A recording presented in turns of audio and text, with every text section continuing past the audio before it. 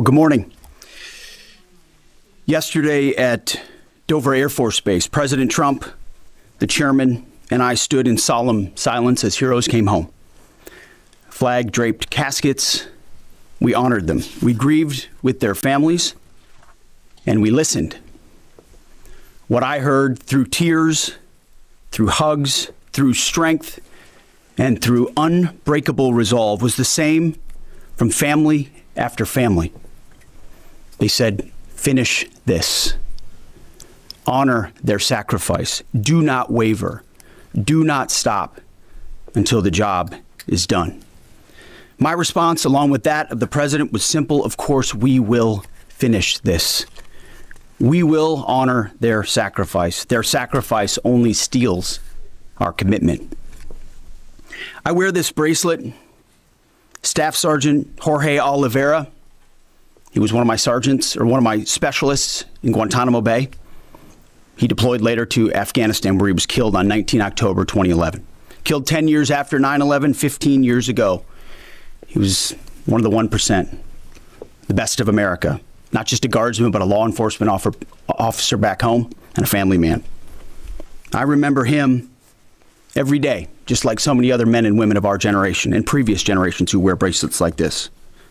Just as we will always remember those lost in this conflict. Their names are now etched into our mission and into the soul of a grateful nation. I stand here today speaking to you, the American people, not through filters, not through reporters, not through cable news spin. A dishonest and anti-Trump press will stop at nothing. We know this at this point. To downplay progress, amplify every cost, and call into question every step. Sadly, TDS is in their DNA. They want President Trump to fail. But you, the American people, know better. Yes, there are reporters in front of me, but they are not our audience today. It's you, the good, decent, patriotic American people. You, the hardworking, tax-paying, God-fearing American patriots. The media here, not all of it, but much of it, wants you to think, just 19 days into this conflict, that we're somehow spinning toward an endless abyss or a forever war or a quagmire. Nothing could be further from the truth. Hear it from me, one of hundreds of thousands who fought in Iraq and Afghanistan, who watched previous foolish politicians like Bush, Obama, and Biden squander American credibility. This is not those wars. President Trump knows better. Epic fury is different. It's laser focused. It's decisive. Our objectives, given directly from our America First president, remain exactly what they were on day one. These are not the media's objectives, not Iran's objectives, not new objectives, our objectives. Unchanged, on target, and on plan. Destroy missiles, launchers, and Iran's defense industrial base so they cannot rebuild. Destroy their navy, and Iran never gets a nuclear weapon. Our objectives from day one. To the patriotic members of the press, nobody can deliver perfection in wartime. This building knows that more than anyone.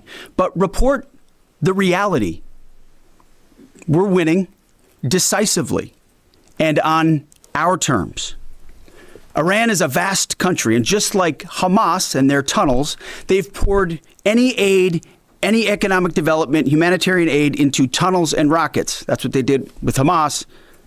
Iran has funneled decades of state resources, not to their people, but into missiles and drones and proxies and buried facilities. But we are hunting them down methodically, ruthlessly, and overwhelmingly, like no other military in the world can do. And the results speak for themselves. To date, we've struck over 7,000 targets across Iran and its military infrastructure. That is not incremental. That is overwhelming force applied with precision. And again, today will be the largest strike package yet, just like yesterday was. As I've said from day one, our capabilities continue to build. Iran's continue to degrade. We're hunting and striking death and destruction from above. Iran's air defenses flattened. Iran's defense industrial base, the factories, the production lines that feed their missile and drone programs, being overwhelmingly destroyed. We've hit hundreds of their defense industrial bases directly. Their ability to manufacture new ballistic missiles has probably taken the hardest hit of all. Ballistic missile attacks against our forces, down 90% since the start of the conflict. Same with one-way attack UAVs. Think kamikaze drones, down 90%. Now, the Iranians will still shoot, we know that, but they would shoot a lot more if they could, but they can't. The last job anyone in the world wants right now? Senior leader for the IRGC or Besiege. Temp jobs, all of them. And to borrow a page from Admiral Ernest King in World War II, we've decided to share the ocean with Iran. We've given them the bottom half. We've damaged or sunk over 120 of their Navy ships, with battle damage assessments pending for many more. See, oftentimes we have to wait a few days on battle damage assessment to get the real number. Their surface fleet is no longer a factor. Their submarines, they once had 11, are gone. Their military ports are crippled. Iran has terrorized the United States and our interests for 47 years. Their core industries, not steel or agriculture or tourism, their core industries are state-sponsored terrorism, proxy militias, underground networks, ballistic missiles, and a violent, messianic, Islamist ideology chasing some sort of apocalyptic endgame. A regime like that, refusing to abandon its nuclear ambitions, is not just a regional problem. It's a direct threat to America, to freedom, and to civilization. The world, the Middle East, our ungrateful allies in Europe, even segments of our own press should be saying one thing to President Trump. Thank you. Thank you for the courage to stop this terror state from holding the world hostage with missiles while building or attempting to build a nuclear bomb. Thank you for doing the work of the free world. Yesterday's ceremony reminded us why we fight. Not for nation building or democracy promotion, but to crush direct threats to America, Americans, and our interests. We fight to win, and we are winning on our terms, following our objectives. My 13-year-old son popped into my office last night while I was editing these remarks. He asked about the war and the families I met at Dover. And I looked at him and I said, they died for you, son, so that your generation doesn't have to deal with a nuclear Iran. It's the truth. And they did. So to the families who said, finish this, we will. And I say the same to every American who wants peace through strength. May Almighty God continue to bless our troops in this fight. And again, to the American people, please pray for them. Every day, on bended knee, with your family, in your schools, in your churches, in the name of Jesus Christ. To the troops, keep going, and Godspeed. Over to you, Mr. Chairman. Thank you, Mr. Secretary. Ladies and gentlemen, good morning, and thank you all for being here. I also had the honor yesterday, as the Secretary said, of traveling up to Dover with the President to welcome home our six fallen.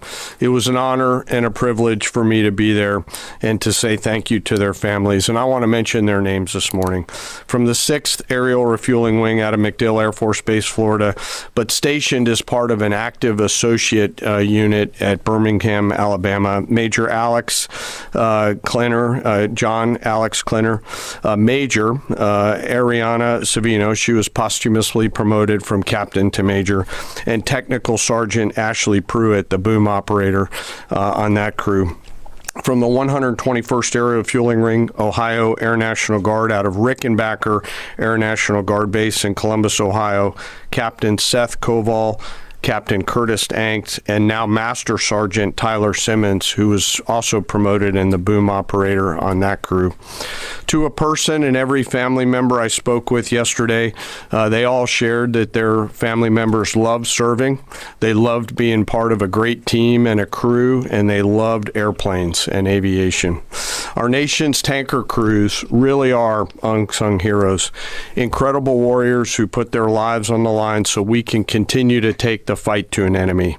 I've personally witnessed their courage and tenacity many times, from the morning of September 11th, where they answered my call for some help, to the skies over foreign countries where they've come forward out of their safe tanker track to give me gas when I simply could not leave a ground force that was engaged in a firefight. They've answered the call and come forward time and time and time again. I'm filled with incredible pride and gratitude for all that the tanker crews do, our pilots, our boom operators, and the maintainers. And to the families of our 6 fallen, know that we share your grief. Our nation will never forget their sacrifice, and we will never forget their names. Our entire joint force mourns with you today, and will continue to remember their incredible gift of a great example for all of us. Now, let me turn to an operations update. U.S. CENTCOM remains on plan to achieve our military objectives and remain unrelenting in our pursuit of Iranian missile capabilities, UAV capabilities, and their Navy, and as the Secretary said, their industrial base. Each day we continue to attack deeper into Iranian territory. As reported by U.S. Central Command yesterday, the U.S. military dropped 5,000-pound penetrator weapons into underground storage facilities, storing coastal defense cruise missiles and other support equipment. These weapons are bespokely designed to get through concrete and/or rocks and function after penetrating those barriers. We continue to hunt and kill mine storage facilities and naval ammunition depots. We continue to hunt and kill afloat assets, including more than 120 vessels and 44 mine layers, and the pressure will continue. We're flying further to the east now and penetrating deeper into Iranian airspace to hunt and kill one-way attack garrisons, destroying Iran's ability to project power outside of its borders. The A-10 Warthog is now in the fight across the southern flank and is hunting and killing fast attack watercraft in the Straits of Hormuz. In addition, AH-64 Apaches have joined the fight on the southern flank, and they continue to work on the southern side, and that includes some of our allies who are using Apaches to handle one-way attack drones. In Iraq, AH-64s have been striking against Iranian-aligned militia groups to make sure that we suppress any threat in Iraq against U.S. forces or U.S. interests. And we remain focused on pursuit of any platform that Iran could field to harm Americans or our partners. Last Friday, Admiral Cooper and the CENTCOM team conducted precision strikes against more than 90 targets on Karg Island, which included all of their military-only infrastructure, which included air defenses, naval base, mine storage, and deployment facilities. And as the Secretary mentioned, we continue to strike against Iran's defense industrial base and will continue to do so. Today, I want to continue my theme of talking about members of our incredible joint force. Today, I want to talk about some exceptional airmen who are engaged in the fight daily. United States Air Force, Air Force Reserve, and Air National Guard crews within our bomber force, the B-1s, B-2s, and B-52s, and the airmen on the ground who maintain and load these weapon systems. They are the backbone of America's long-range strike capability, and their contributions to to Epic Fury have been decisive. Assigned to STRATCOM under Admiral Rich Carrell and supported by TRANSCOM, the tanker force that we've talked about, under the command of General Randall Reed, every mission is designed to achieve overwhelming outcomes on behalf of the United States and our allies. Last weekend, I had the chance to go out and see some of our deployed bomber forces, the B-1 and B-52 crews, and I had a chance to sit down with some young aviators and maintainers and ask them, how do you feel? Tell me about your typical day. And these are crews comprised of between 2 and 5 airmen, 2 on the B-2s, 5 on the B-52s, and 4 in the B-1s out there. Some of these Americans are in their early or mid-20s, and we give them the gift of this incredible responsibility, hundreds of thousands of pounds of aircraft, and they take off and go do our work as required. Their mission actually begins the day prior when they're given a target or a bunch of targets, and they begin to study those targets, look at what are the effects required, what are the weapons required to get there, how will we program these weapons, what is the weather, what is the tanker flow. It's an incredibly complex problem that we give each and every one of these crews, and they work it over the period of 24 hours prior, get some rest, and then step out the door to go fly. The last thing they do is they check all of their equipment, their oxygen mask, survival gear, load pistols, and get ready to go. They crank the jets about an hour prior to takeoff and then launch into the daylight, doing their pre-flight checks, and as the kids say, lock in and prepare to go to war, sometimes on a long and stressful journey. During the flight, they're surrounded by technology and capabilities, and they'll do multiple aerial refueling efforts across tankers on the way to the AOR, area of responsibility, either coming from the States or coming from a forward deployed basing. And I will tell you, as a fighter pilot, getting gas is a lot easier in an F-16 than it is in a B-1, B-2, or a B-52, where you are handling this airplane. It is a physical thing, unlike a fighter that's a lot easier. And they stay on that boom for sometimes up to 30 minutes, taking hundreds of thousands of pounds of gas. It is a physical, demanding thing to take gas, and they do it multiple times on the way there, and they do it multiple times on the way home. As they enter the operating area, they bring the entirety of America's joint force together to go do the things that we've tasked them to do, to put bombs on time, on target, with the proper effects. And I know they're feeling a range of emotions, but the thing the American people should take away from it is they're filled with a focus that is incredibly impressive. And they have fear, of course, but their bigger fear is, dear God, please don't let me screw this up. The warrior's prayer that we all have in our souls.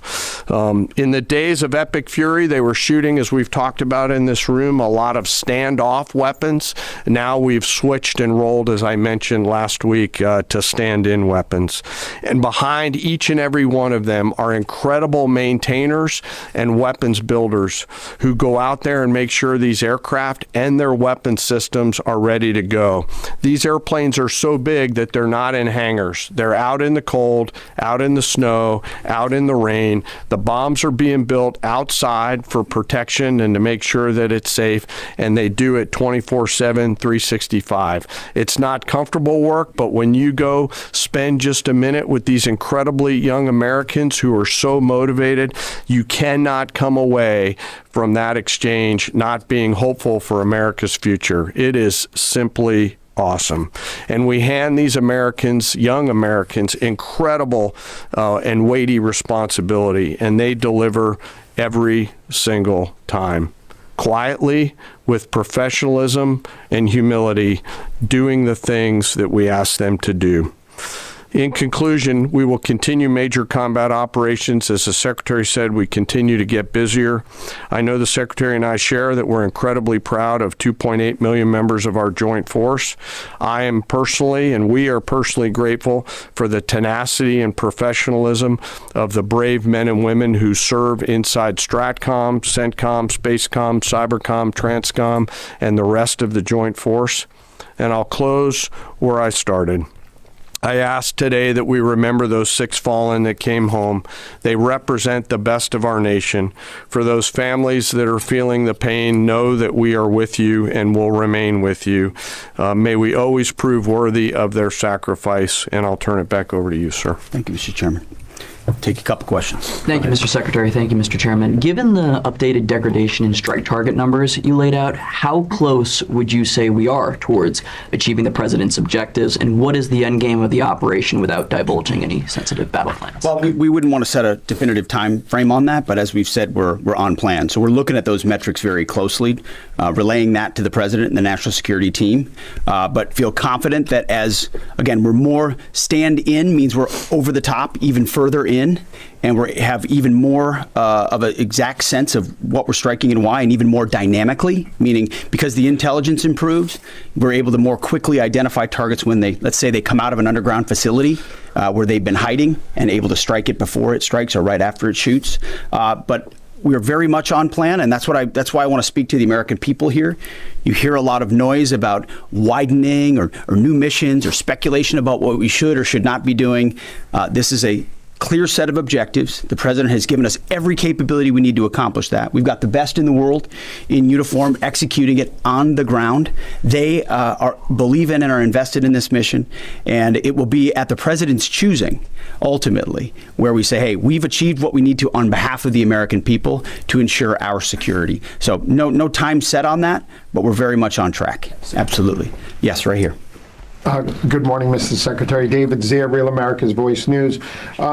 What countries have been the most cooperative with us, including the Gulf states as your hedges?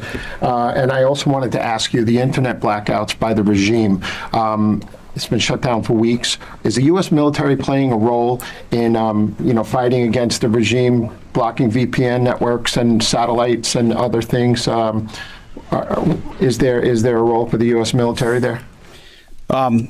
Obviously, on the allies and partners side, Israel from day one has been an incredible and capable partner, willing and able. There's nothing like capabilities and partners that are able to use them. The Gulf states have stepped up incredibly. In fact, Iran's sort of reckless attempt to strike civilian infrastructure and other things has brought countries who maybe would have not been as all in as they are today, squarely into our orbit. And we're proud to be defending with them, standing with them, you name it. UAE, Qatar, Bahrain, Kuwait, Saudi Arabia, and others who have been right there. And we're grateful for that kind of support. As far as the internet, we're watching the regime try to tighten its grip as much as possible. And we're obviously taking countermeasures, many of which we can't talk about here, to ensure that messaging is delivered, not just to the Iranian people writ large, but to the right audiences, certain audiences that need to hear certain things about what their fate might look like or what their choices are. So even though that regime is trying really hard to ensure the world can't see, right? They want to put out fake AI-generated images, which, by the way, sometimes our press happens to fall for, like the Abraham Lincoln on fire and turning around. These AI-generated images are meant to make it look like something's happening when the exact opposite is. So they make up fake reports and fake images to lie to their own people to try to make it. But even then, their own people can barely receive a lot of those messages and communicate because of the blackout that they've imposed upon them. But we work around that for sure. Thank you, Mr. Secretary. General, overnight, Iran launched missiles across the Gulf. They managed to hit the Saudi oil refinery on the Red Sea. What does it mean that they have that capability now, 3 weeks into the war? And Mr. Secretary, you mentioned civilian infrastructure. Iran seems to be treating U.S. diplomatic outposts, embassies, consulates like they are legitimate hard targets in the region now. What is the Pentagon doing to, I guess, secure those assets, stop those attacks? Absolutely. Thanks for the question on the missile strikes. You know, as we said and have always said, clearly they came into this fight with a lot of weapons. This is why we continue to be as aggressive and assertive as we can against their ballistic missile capability, both their medium-range ballistic missile capability and their short-range missile capability. So we are continuing to hunt and find them and kill them, and we will continue to do so. So they still retain some capability. And we have layered defenses throughout the region that will allow us to protect those. And we're working with our partners across the Gulf region to help them improve any defensive capabilities that they may need. To that point on capabilities, Iran is an energy-rich country, could be, should be. Instead, like so many other places driven by a radical ideology, they've spent that money instead of investing in their people. And that's why you had millions of Iranians protesting. It's because they felt like their quality of life didn't match what it could be or should be. And what was the Iranian state? There's a reason we call Iran the #1 state sponsor of terrorism, because they took the money they make and they invest it in tunnels. And they invested in missiles, and they invested in launchers and UAVs, and we are destroying and degrading that in historic proportions. But it doesn't mean they won't still have some and try to hold people at issue, which is why we're fighting every single day to continue to compel. And you mentioned embassies and consulates. Unlike previous administrations, we are doubling and tripling down on ensuring that our people, regardless of their Department of War, Department of State, whatever they do, are secure in those facilities. And the best defense is a good offense. And so we're not afraid to go after and kill anybody, and we have a lot of them attempting to target our diplomatic facilities. Iran, we're not surprised that they would indiscriminately target, and we're still seeing that. Jerry. As part of the justification for the war against Iran, the White House has laid out in fairly comprehensive fashion that the Iranian regime's 47 years of terrorism aimed at the U.S., including pointing to the IRGC's provision of weapons and EFPs to help kill Americans in Iraq. The Pentagon in 2019 assessed Iran was responsible for the deaths of at least 603 service members in Iraq, but there hasn't been a similar public accounting by Iran's role helping the Taliban in Afghanistan. And that also hasn't been part of the White House's public argument. I was wondering if you could speak to Iran's role in helping the Taliban during the war in Afghanistan. And Chairman, as you and the Secretary eloquently spoke about, 13 U.S. service members have been killed so far during Operation Epic Fury. I was wondering what lessons have been learned from those deaths, both from Iranian strikes, from an aircraft refueling accident. How are those lessons being applied to the current conflict? And how are those lessons going to be applied to a potential conflict in Indo-PACOM? Thank you. Well, thank you for the question. And it's true. In a town that can have a very short memory, President Trump does not. He remembers what this Iranian regime was founded on, what their declaration has been from the beginning: death to America, death to Israel. They've stated that. They've intended to, in every way, try to accomplish that, killing Americans in any theater they can, embassies for quite a long time. In Iraq, that was the deadliest weapon, was the EFP, the explosively formed penetrator. I was there when that tactic and technique started to emerge, and the realization was it wasn't just jihadis putting together 155 rounds daisy-chained. It was an entire state, a country with its apparatus able to mold steel in a way that was specifically designed to penetrate American armor and kill Americans. This was not, maybe we send them a couple of thoughts about how to build a bomb. This was Iran specifically passing technology and wherewithal and personnel into Iraq to kill Americans specifically. I know the number is said to be 600. A lot of us think it's higher than that, given the amount of capability they brought in. So they have been at war with us, whether we acknowledge it or not, for 47 years. The same goes in Afghanistan.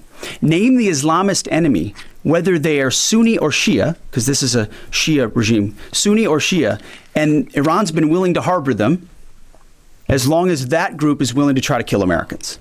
So the enemy of their enemy has been their friend as well in the Islamist world. So Iran, whether it's Iraq, whether it's Afghanistan, whether it's around the world, has been targeting Americans. And what they wanted in this context, and what President Trump would not tolerate, is a regime of that nature being closer and closer to nuclear capabilities, a capability they would have said they would want to use, and we ought believe what our enemies say they would do if they got the most dangerous weapon in the world. So it's been across every theater that Iran's been a threat to America, and sometimes we have to remind folks of that, but thank goodness we have a commander-in-chief who, on behalf of this country, has internalized that and said, hey, we're going to do something about it. Jerry, I do want to talk about the lessons learned question because it's important to me. I won't share particular tactical lessons, and the KC-135 incident is under investigation. But I do want to talk about how I think about this and how we think about it, and this is something that I'm pretty passionate about. I believe the Joint Force has to be a very fast learning organization. Early, often, and always.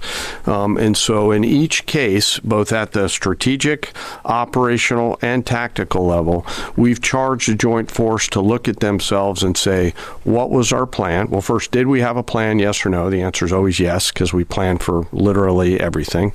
Did we execute our plan, yes or no? If we did it work? If not, why not? If we didn't execute our plan but did something better, what's the lesson learned associated with that? And then how do we quickly capture those lessons after every loss or every engagement and quickly adopt those lessons and then share them across the entirety of the Joint Force? And inside the Joint Staff, we've tasked our J7 Directorate under the lead of Lieutenant General Lazewski, a United States Marine, to be extremely entrepreneurial in harvesting and capturing those lessons in a proactive and not reactive way. In fact, we've got teammates from the J7 who are now spread out across the CENTCOM theater, both here in the States and forward, to ensure that in every opportunity we do not miss a chance to grab that lesson and quickly accelerate it into the practice that we adopt inside the Joint Force, so that if there's a loss or if there's something that we can learn from, that we learn it not only in the CENTCOM AOR, but we adapt it across all of the combatant commands, not just Indo-PACOM. And it's across all of the warfighting functions. I've asked them to look rigorously, to check our egos at the door, to remember this is about what's right, not who's right, and to be clinical around the way we look at lessons learned, because we owe it to the force to do that. Thanks for that question. Absolutely. Brown jacket at the back. Thank you, Mr. Secretary. Jonathan Dre with Roca Politics. As you said, at the end of this war, Iran will be without a missile or drone capability, a navy, or the ability to make nuclear weapons. Since the largest threat and sponsor of terror in the region will be incapacitated, are there plans to move assets and troops out of the Middle East? I guess in a perfect world, a year after the war has ended, what does the military presence in the Middle East look like compared to before the war? Well, I appreciate the question. I do think when you address a real threat head on, it creates new options on the other side, right? I think what President Trump refuses to do, which too often this town does, is just sit in the status quo. Oh, nobody can do about that. They've got too much capability. What if this happens? What if that happens? He instead says, what's in the interest of the American people? It's going to take some courage. It's going to take some capabilities. We're going to have to gather some forces there in order to do it. We're not going to tell people how many or how long or what we're willing to do or what we're not willing to do. But if you do that and do that decisively, then out the other end is a recognition that it opens the aperture of what's possible. I mean, President Trump did the same thing in creating an opportunity for the Abraham Accords. Now you've got a situation where a lot of those countries are coming alongside us, recognizing the threat of Iran. So I think our posture in the future will be based first and foremost on our own national security, power projection, the ability to defend our people and our interests. But no doubt, working alongside our partners, the president will look at what makes the most sense going forward. I appreciate that question. Yes, right here. War crime, is that the policy of the U.S. military now? Thank you, Secretary Hegseth. Two questions for you. The Vice President has often emphasized that the goal of this war is to denuclearize Iran while also avoiding a larger quagmire. I know that you touched on this. I'd like you to expand on how do you do that? How do you denuclearize the country while also avoiding this, forever war? And then there was a report last night that the Pentagon asked the White House for $200 billion for Iran war supplemental. Can you confirm this, and can you explain why a package this large is necessary? Well, first of all, none of this would have been possible without Midnight Hammer, without that audacious mission with very clear goals that did obliterate their ability to enrich and the capabilities they have in those facilities. So it created the conditions for Iran to step forward and say, okay, you can reach out and touch us like that in our nuclear ambitions. You can see that we're still trying to do this. Let's make a deal. And the President Trump put our two best folks on it, Steve and Jared, and they worked diligently, earnestly. I watched it to try to pursue that deal. And ultimately, I think the whole time Iran sort of said, well, we'll talk. as we build more missiles and as we build more UAVs and we create this conventional umbrella so that if we chose to, we could try to reconstitute the program. And sort of naively thinking that President Trump wouldn't do something about it. And that's why, as Secretary Rubio has said, and I've said, it's the conventional umbrella that was growing and growing and growing that was meant to protect that nuclear capability. So you had to address both what happened with Midnight Hammer and what happened with that as well. As far as $200 billion, I think that number could move, obviously. It takes money to kill bad guys. So we're going back to Congress and our folks there to ensure that we're properly funded for what's been done, for what we may have to do in the future, ensure that our ammunition everything's refilled, and not just refilled, but above and beyond. I mean, President Trump, as he said, rebuilt the military in his first term, didn't think he'd use it as dynamically in his second, but he had. So thank goodness he did that.